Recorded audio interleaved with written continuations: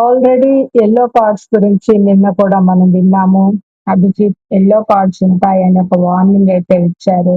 ఆటలో rules break చేసిన వాళ్ళకి అండ్ ఎనీ అదర్ ఆటకి అప్రోప్రియేట్ లేని బిహేవియర్ వాళ్ళకి నచ్చలేదు వాళ్ళ ఆట తీరన్న వాళ్ళకి యెల్లో కార్డ్ ఇష్యూ చేస్తారు అని లైక్ నిన్ననే అనౌన్స్ చేయడం జరిగింది.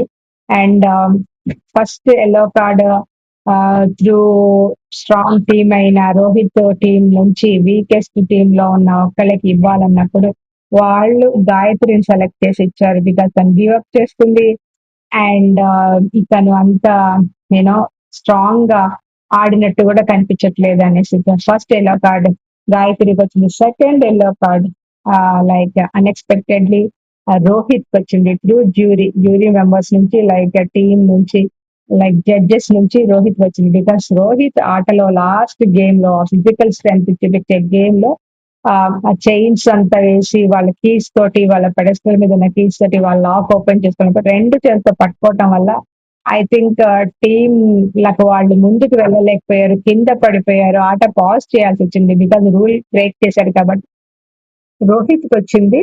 అండ్ ఈవెన్ దో ఇప్పుడు చూడండి లైక్ ఎల్లో కార్డ్ అంటే వీకెస్ట్ వాళ్ళకే ఇస్తారు, వీక్ మెంబర్ కే ఇస్తారు. వీళ్ళు గేమ్ గెలిచేశారు, రూల్స్ ఫాలో అవ్వకపోయినా కొన్ని బ్రేక్ చేసినా పర్వాలేదు అన్నది కాదు ఇక్కడ కాన్సెప్ట్.